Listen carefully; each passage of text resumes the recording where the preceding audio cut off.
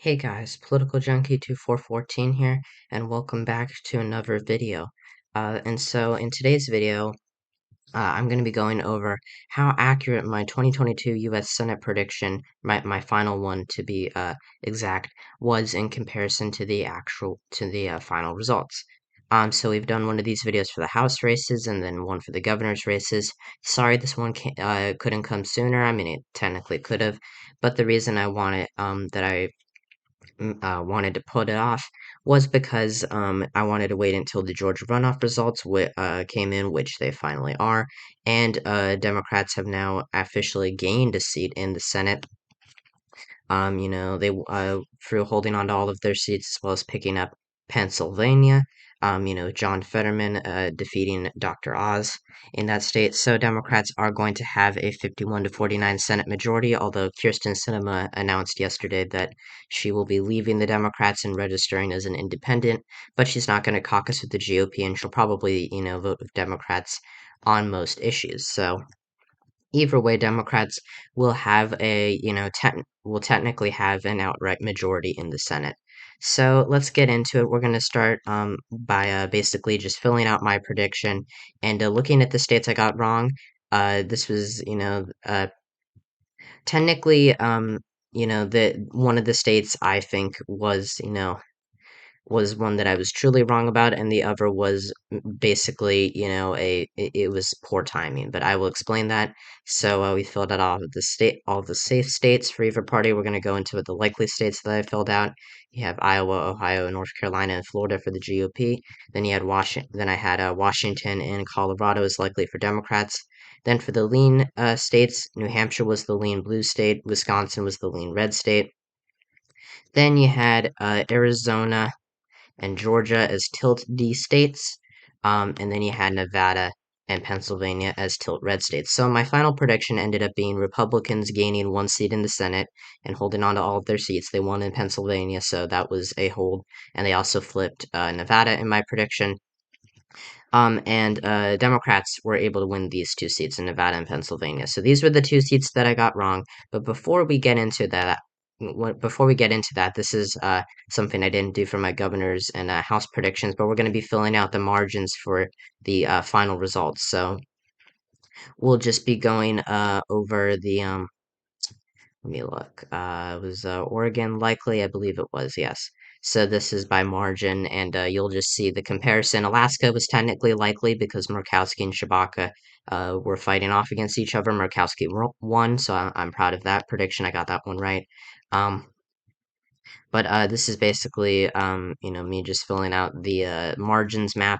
So there were a lot more likely states, a lot less safe states than I predicted.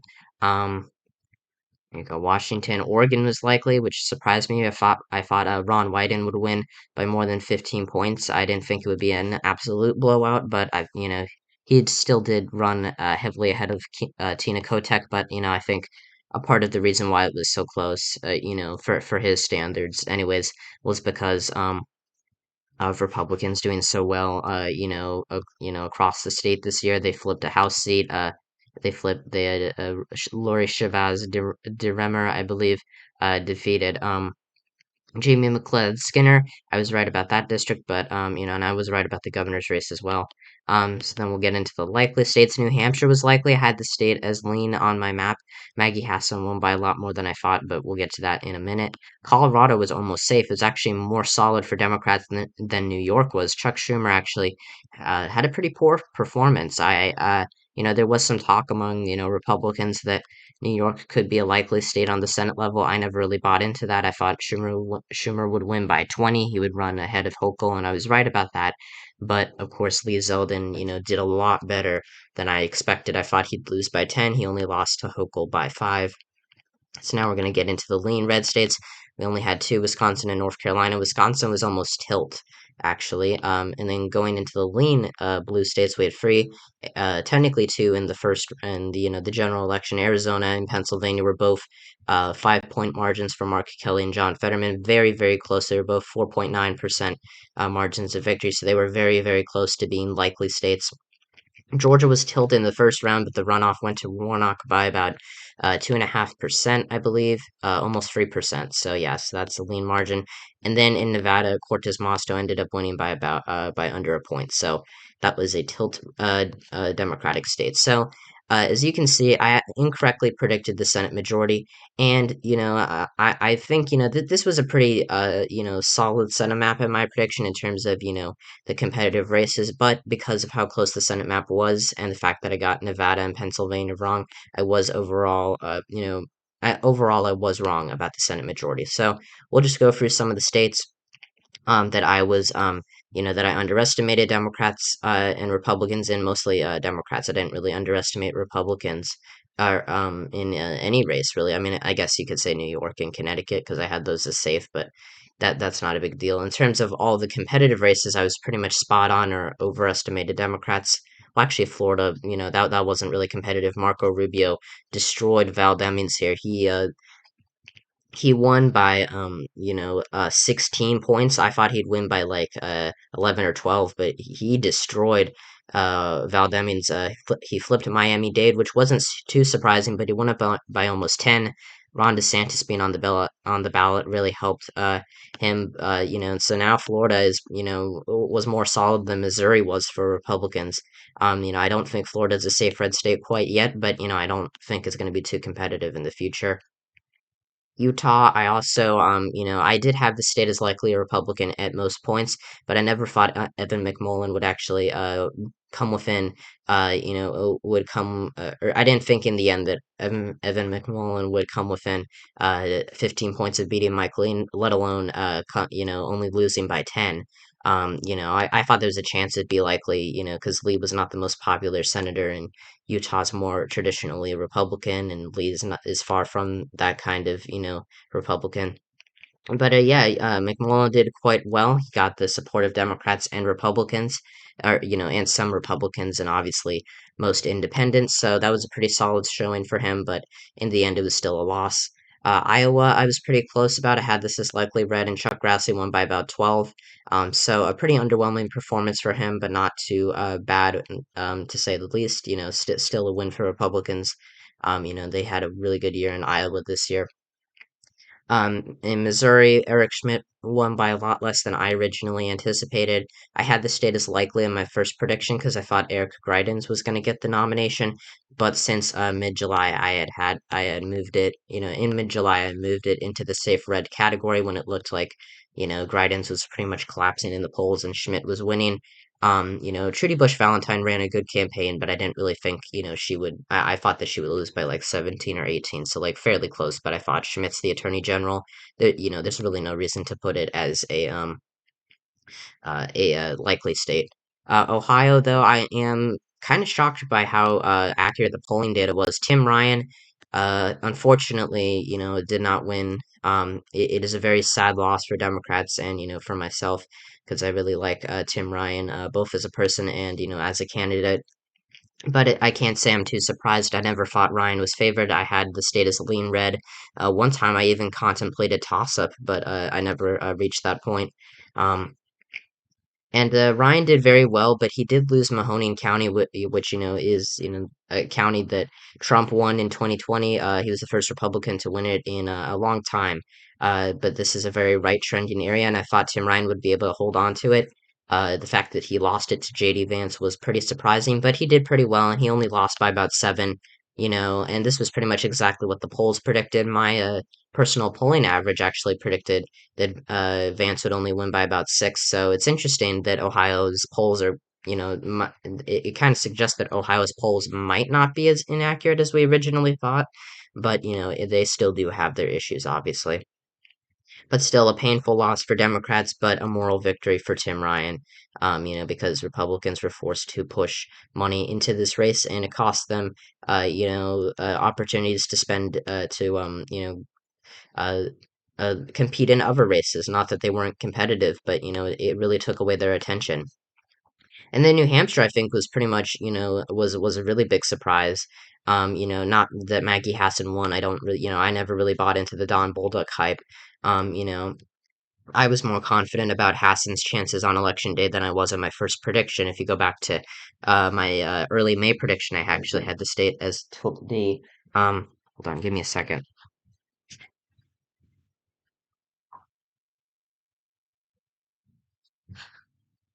Sorry about that. But yeah, in my first prediction, I was actually more cautious than I was in my final prediction, and that was because, I thought Hassan's a really good incumbent, and she had won in red wave years before. I never really thought the 2022 was, well, I mean, I did at a point think it was going to be a red wave, like almost everybody. But by the end, I thought it would be Republican leaning, but a slight red wave. I didn't think it'd be enough to shift to New Hampshire, even though there were some interesting polls for Bolduc, but the University of New Hampshire polls showed Hassan up by about 2 points, and I figured she'd win by a little bit more. Emerson had her up. St. Anselm College did have Bolduc leading, which was interesting. But I never really, I didn't really, take that into account, and I'm glad I didn't because Hassan ended up winning by more than Joe Biden did. I mean, she just destroyed Don Bolduc here. Despite her not being the most popular senator, she definitely has appeal across the state. Which I didn't deny. And Bolduc, I always kind of thought was a bad candidate, but I never thought that he would lose by 10 points. I thought Hassan would, at most run even with Biden, but I never thought she'd win by. She won by 9, but it was a significantly larger margin than expected, and it really did show. When you go to the House races, you see New Hampshire Democrats, Ann Custer won by double digits, and Chris Pappas won by 8 points. So I had this race as tilt D. I was very cautious about this race by the end of it, but Democrats had a really good night in New Hampshire, and I think it is still a swing state, but definitely not as competitive as it used to be. And finally, before we get into the states I was actually wrong about, I'll just go over a couple more. Arizona, I did overestimate Blake Masters. I was actually very close to putting him as favored, but I thought Kelly was a good enough incumbent to hold on, and I was right about that. I'm glad I didn't get on the Masters train, especially since the early vote looked good for Democrats.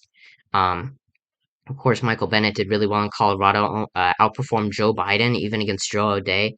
I thought that he would only win by around, 8 or 9 points. He won by almost 15, and Jared Polis had a very solid victory at the top of the ticket. So Colorado is not a swing state anymore. It is pretty much a safe blue state at this point.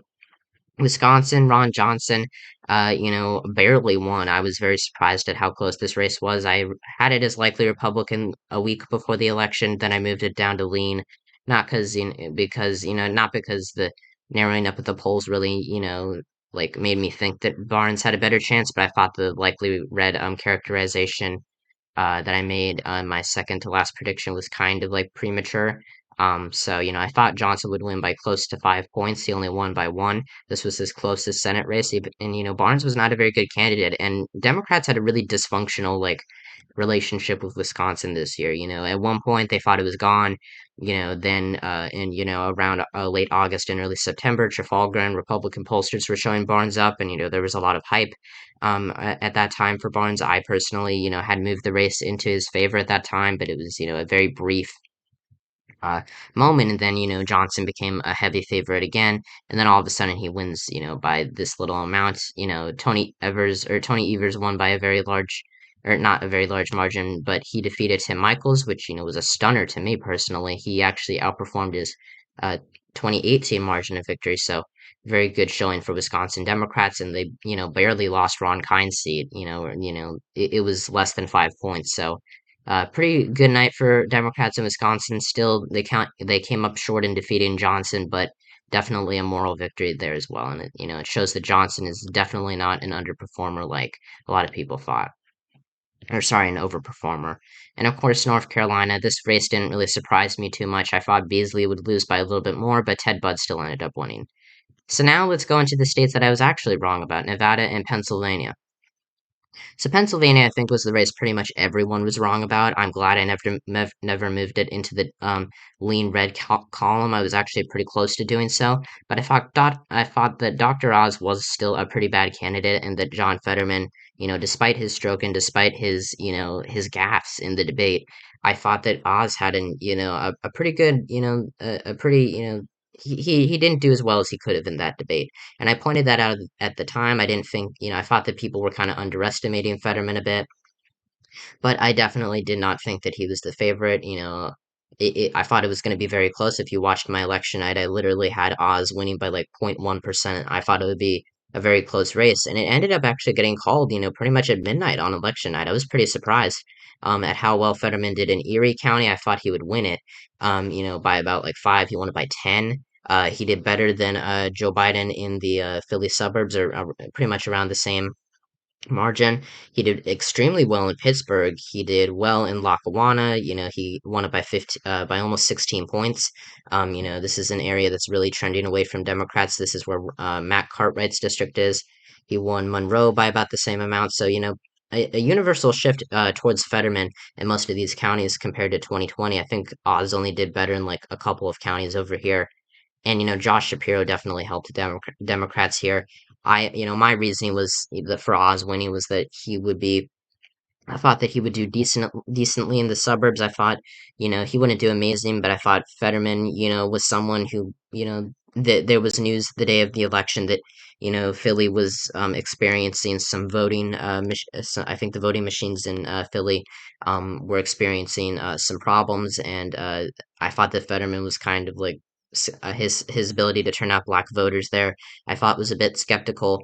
I thought that I thought that Oz would do fairly well in, like these counties like Lancaster, which is typically more ancestrally Republican. Trump did pretty badly here for a Republican. Oz did worse. I thought Berks would be a lot more solid for Oz. He only won Luzerne by about 9, and the Pittsburgh suburbs were good for him, but it was still not the best look for him. And Fetterman did end up doing a lot better in the rural areas than I expected. There was a time when I thought about moving Pennsylvania into the likely D category. I think like in September I was pretty close to moving it to a 5-point margin of victory for Fetterman. And if he kept up his momentum in the polls, I probably would have.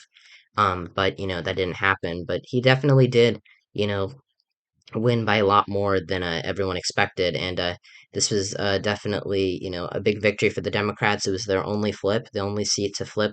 And this is the first time Democrats have won a Senate election to this seat in, pretty much years. I think the last time a Democrat won a full term in the Senate seat was in the 60s. So, you had Arlen Specter, who was a Republican who switched to the GOP. In 2009, but he lost his primary in 2010 to Joe Sestak, who went on to lose to Republican Pat Toomey. So, this is a historic victory for Democrats in this Senate seat. And yeah, it really goes to show how bad of a candidate and how disingenuous Dr. Oz came up, pretty much was viewed by a lot of people. Now, Nevada, this one I was really mad about because my prediction, my final prediction came like, okay, so I'll explain this in ways you can understand. So you can see I had it as tilt Republican. The Nevada early vote, was looking kind of bad for Democrats at the time. But then, pretty much less than an hour after I finished recording my video for my final prediction and putting it on YouTube, I go and learn that John Ralston, pretty much the godfather of Nevada predictions, said that Cortez Masto was going to win.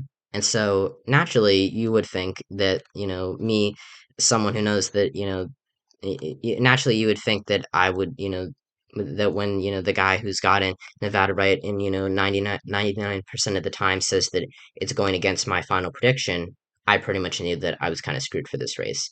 I didn't think that, it's not to say that Ralston's been wrong before or hasn't been wrong because he has in a couple of cases. I think he was wrong about Susie Lee's district, but Cortez Masto ended up flipping Washoe County. She lost this to Joe Kent, and in 2016, she did do worse in Clark, which is why she only won by about a point. But Laxalt ran behind Joe Lombardo by quite a bit. He only got about 45% of the vote. I think Lombardo got about like 46, 47. So that's part of the reason why Steve Sisolak lost. But it goes to show that The Reed machine is definitely not dead in Nevada. Even is definitely not gone. Even though Harry Reid has unfortunately passed away, I think it's been almost a year since his passing.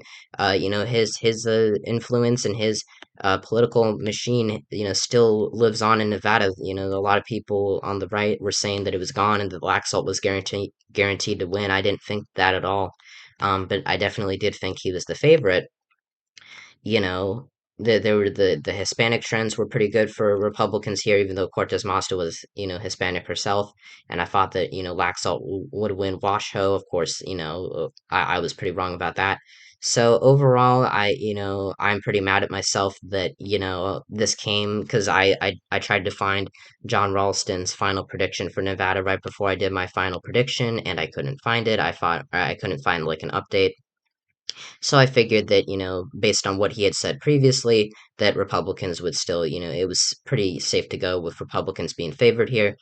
And I think, I would have, if I, in retrospect, if I could go back, I would have, made a change. I would have, put in the description, like a rating change in Nevada to tilt Democratic right after that, but I didn't want to confuse people. When I went back to analyze my predictions, I didn't, I didn't want, people to get confused. Would look at, my final prediction video and then would see that I had the race as something else in my review. So, because I thought there was a chance that a lot of them wouldn't see it. So, that was on me. And, yeah, I guess Nevada was just a state that, I should have probably, gone, I should have taken that risk and, made that rating change in the description of the final prediction. I was just worried that you guys wouldn't see it. Yeah, Nevada and Pennsylvania were the only states I got wrong, which unfortunately made me incorrectly predict the Senate majority, but I pretty much got every other competitive race right. I got Arizona and Georgia right. I got New Hampshire right. I got Wisconsin, Ohio, and North Carolina right. I got Iowa right. Colorado, I don't think was all that competitive. Washington wasn't either, and Florida was solid for Rubio, but still, it was an overall miss on my part, and I will do my best to, be a little bit more cautious, and if I do have a final rating prediction, a last minute prediction, I in the future I'm not going to chicken out and wait and assume that you guys won't see it. So, yeah, so I hope you guys enjoyed the video. Make sure to like and subscribe to the channel if you haven't already. Like the video, turn on notifications, so you don't miss another one of these videos. I'll see you guys eventually, hopefully sometime soon with my first 2024 U.S. Senate election prediction. I don't know when Yapams or 270 to win is going to put out the 2024 U.S. Senate map, but I will do it, sooner rather than later, and they'll put it out eventually, so I'll probably do it, within the next week or so. Anyways, hope you guys, enjoyed. Thank you all for watching the video. Check out my non-political channel, Interactor127, and my second channel, and my comrades channel, Growlings is 666. And I'll see you guys next time when I talk about all things politics. See ya.